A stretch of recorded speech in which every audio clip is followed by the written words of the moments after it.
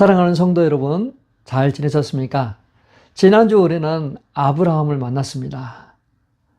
하나님의 부르심에 순종하여 미지의 세계로 내딛는 담대한 모습을 보았습니다. 아브라함은 떠나가라고 말씀하셨을 때 순종했습니다. 모든 것을 내려놓고 떠난 믿음의 사람이었습니다. 오늘은 완전히 다른 인물 야곱을 만납니다. 그는 믿음의 영웅이 아니라 결점이 많은 사람입니다. 형 에서를 속이고 눈먼 아버지 이삭을 속였습니다. 계산과 술수, 복을 얻으려고 했던 그러한 인물입니다. 그러나 더 놀라운 것은 하나님께서 그런 야곱을 단 한 번도 포기하지 않으셨다는 것입니다. 20년이 넘는 긴 세월 동안 끝까지 붙들어 주셔서 마침내 이스라엘이라는 새 이름을 주셨습니다. 오늘 본문은 바로 그 변화의 결정적인 순간, 야복강에서의 밤을 기록하고 있습니다. 이 시간 우리 각자의 인생을 하나님의 관점으로 다시 한번 바라보는 귀한 시간이 되기를 바랍니다. 야곱은 자기 방식대로 살았던 인물입니다. 자기 멋대로 했던 사람입니다. 그는 처음부터 복 받기를 원했어요.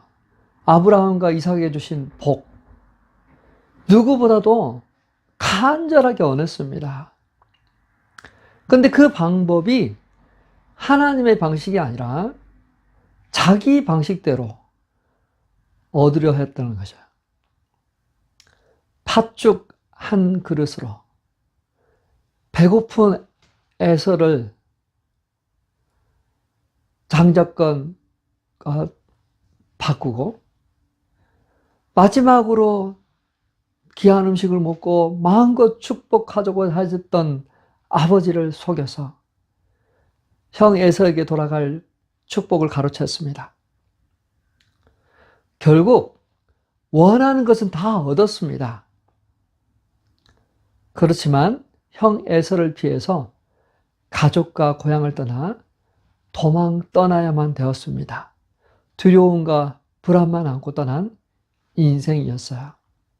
자, 여기서 반드시 한번 물어야 할 질문이 있습니다.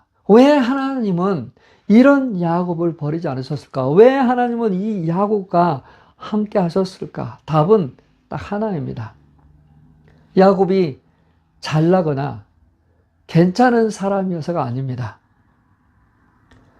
하나님께서 아브라함에게 하신 언약 때문입니다. 내 씨로 말미암아 만민이 복을 얻으리라. 그 약속은 하나님이 한 번도 잊지 않으셨어요. 그래서 이삭의 후손인 야곱, 그를 끝까지 붙드셨습니다. 사랑하는 성도 여러분, 우리 인생도 정확히 이와 마찬가지입니다.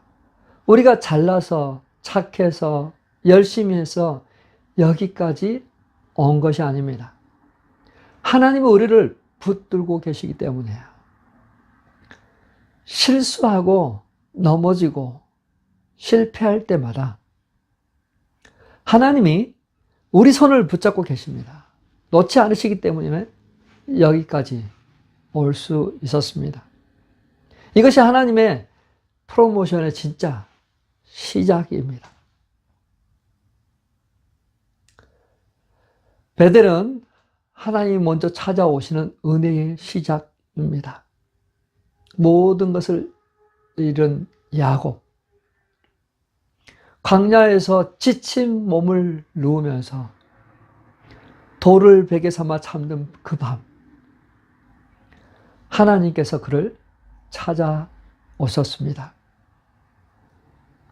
하늘 꼭대기에 닿은 사닥다리, 많은 천사들이 오르락내리락 하는 그 장엄한 광경, 그 꼭대기 위에서 하나님께서 야곱에게 말씀하십니다. 내가 너와 함께 있어 어디로 가든지 너를 지키며 너를 떠나지 아니하리라. 내가 너를 데리고 이 땅으로 돌아오게 할 것이다. 야곱은 잠에서 깨어나 떨며 외칩니다. 여호와께서 여기 계셨거늘 내가 알지 못하였다. 아, 이곳은 두려운 것이요 하나님의 집이요 하늘의 문이로다.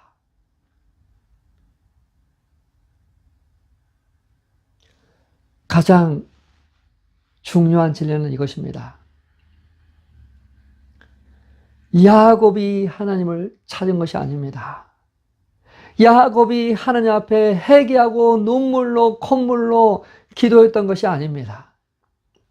하나님이 먼저 야곱에게 찾아오셨습니다. 그렇게 받고 싶었던 복, 그렇게 하나님과의 만남을 가지고 싶었던 야곱에게 하나님이 찾아오셨어요. 이것이 은혜의 본질입니다. 하나님의 프로모션의 출발입니다. 광야는 단순한 고난의 장소가 아닙니다. 외로움의 장소가 아닙니다.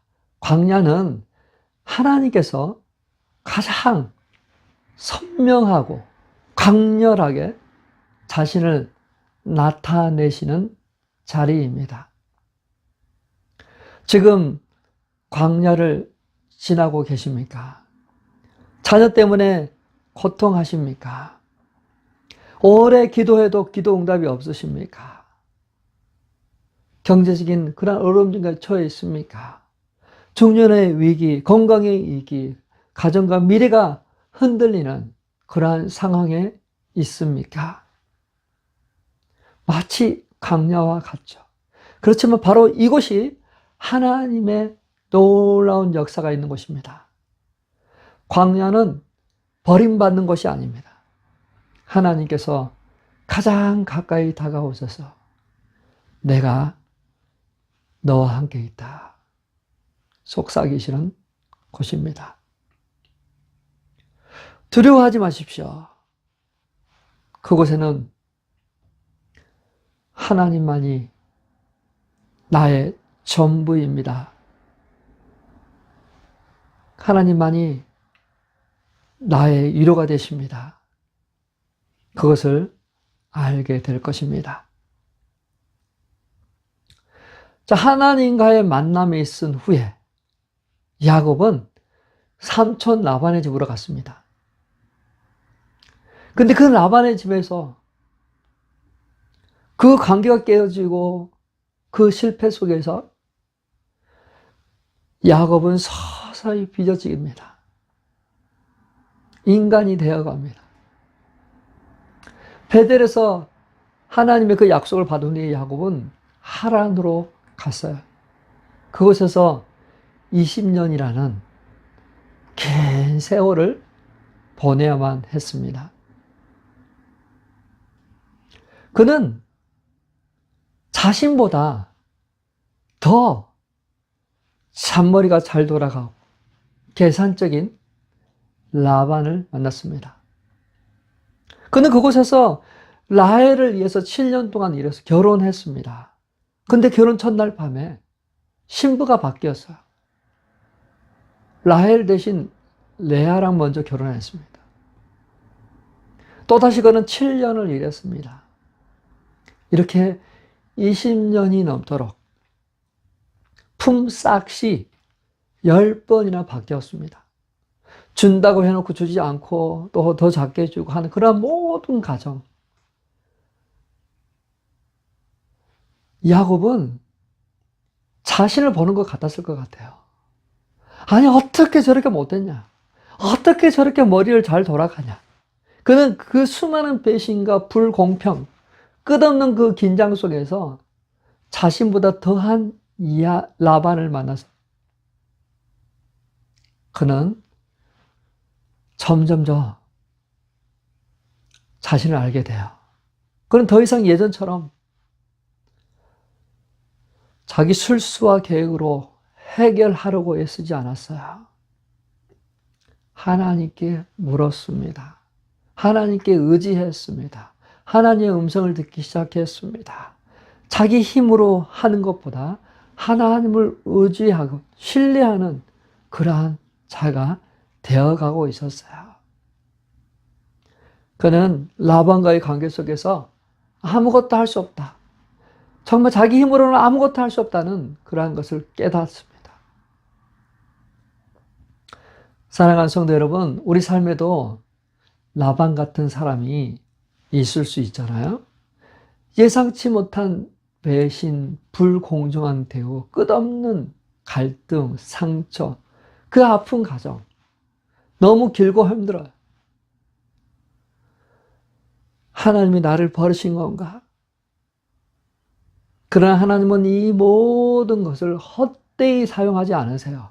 버리는 시간이 아닙니다. 그 아픈 가정 속에서 우리를 더 깊이 온전하게 더 주님을 닮은 사람으로 비적하고 있습니다. 겉으로는 성공하지 못해도, 늘어나지 못해도, 올라가지 못해도 우리의 속 사람은 변화되고 교만이 깨어지고 하나님을 의지하고 신뢰하는 자가 되어가고 있습니다. 하나님은 라반을 통해서 야곱을 그렇게 만들어 가셨습니다. 이것이 하나님의 진짜 프로모션입니다. 야복강, 하나님을 붙드는 믿음으로 완성되는 변화의 시간입니다. 야곱은 드디어 삼촌 라반의 집에서 20년 만에 고향으로 돌아갑니다. 형 에서를 만나기 위해서 돌아갑니다. 근데 형 에서가 400명의 군사를 이끌고 마중 나오고 있다고 소식 들어요. 야곱은 공포, 두려움이 생기기 시작했습니다. 자신이 형에게 했던 그 잘못 때문에 극한 상황까지 갈 수 있다는 그런 생각에 그는 다시 예전의 모습, 잔머리를 굴려봅니다. 우리가 한 그룹으로 다 가면 안 되고 오히려 이 그룹을 여러 때로 나눠서 형에게 잘 보이자. 형에게 선물을 주자. 선물을 주고 또 선물을 주고 또 선물을 주고 하면서 형의 마음을 좀 미리 준비시키고 싶었던 거야. 그는 다 보내고 나서도 마음이 놓이지 않았습니다. 홀로 남았습니다. 그 밤에 그는 하나님과 씨름했습니다. 밤이 새도록 그 처절한 그 씨름 끝에 그의 허벅지 관절은 부러졌습니다. 더 이상 자기 힘으로는 설 수 없는, 바로 걸을 수 없는 그러한 상태가 되었습니다. 무기력한 사람이 되었어요. 근데 그러한 상태가 되었음에도 불구하고 야곱은 하나님을 놓지 않았어요. 보내지 않았어요. 붙들었습니다. 하나님, 축복하지 아니하면 보낼 수가 없습니다. 결국 하나님은 그에게 새 이름을 주셨어요. 내 이름을 야곱이라 하지 말고 이스라엘이라고 하라. 내가 하나님과 사람과 겨루어 이겼습니다. 야곱은 하나님을 이긴 것이 아닙니다. 하나님께서 야곱을 끝까지 붙들어 주셨을 뿐입니다. 그렇기 때문에 야곱이 하나님을 붙잡을 수 있었습니다. 그는 하나님께 그러한 인정을 받았지만 그에게 남아있는 것은 다리를 저는 컨디션입니다. 자, 그렇다면 이제 주랭랑도 칠 수 없잖아요. 싸울 수도 없잖아요. 할 수 있는 것이 없습니다. 오직 하나님께 자신을 맡기는 것밖에 없었어요. 하나님께 자신을 내어드리는 것. 하나님을 의지하는 사람이 되었어요. 강한 사람에서 의존하는 사람으로, 스스로 뭔가를 하려고 했던 그러한 사람에서 주님을 의존하는 사람으로 변화되었습니다. 다음 날 아침에 그는 그의 형 에서와 만나게 됩니다. 근데 거기서 은혜를 잊게 돼요. 너무나도 어렵고 긴장되고 두려웠던 그 만남. 의외로 너무 쉽게 만났고 형에게 용서를 받았습니다. 자, 보세요. 하나님과의 관계가 회복되니까, 하나님을 신뢰하는 사람으로 변화되니까 하나님께서도 사람과의 관계도 자연스럽게 회복되도록 하셨어요. 인간의 관점으로 봤을 때는 아니 오히려 더 에너지가 넘치고 힘이 나는 사람으로 만들어 주셨어야 되는데, 용사와 같이 만들어 주셨어야 되는데 오히려 아무것도 힘쓸 수 없는 다리 저는 사람으로 만들어 놓았어요. 이게 무슨 워킹이 될까? 근데 이게 하나님의 방법이에요. 에서와 야곱은 관계가 회복되었습니다. 사랑하는 성도 여러분, 야곱의 인생은 우리 모두의 이야기입니다. 우리는 아직도 자기 방식, 자기 계산, 자기 실수, 자신만의 방법대로 뭔가를 해나가려고 하는 야곱이지 않습니까? 그렇기 때문에 지금 강야 같은 곳을 통과하고 있지 않습니까? 그곳에서 외롭고 어두운 계절을 지나고 있지 않습니까? 관계의 상처, 반복되는 실패, 지쳐있지 않습니까?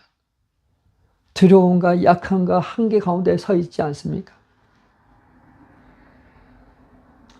오늘 야복강의 야곱처럼 주님을 힘껏 붙드십시오.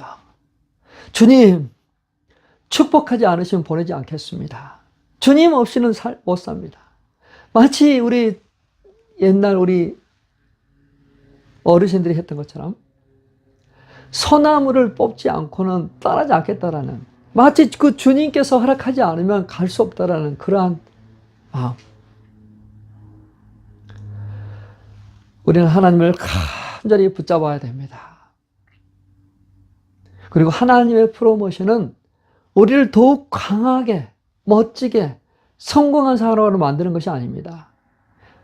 그 마치 승진한 사람이 더 높은 빌딩과 더 넓은 사무실을 갖는 어떤 그게 아니라,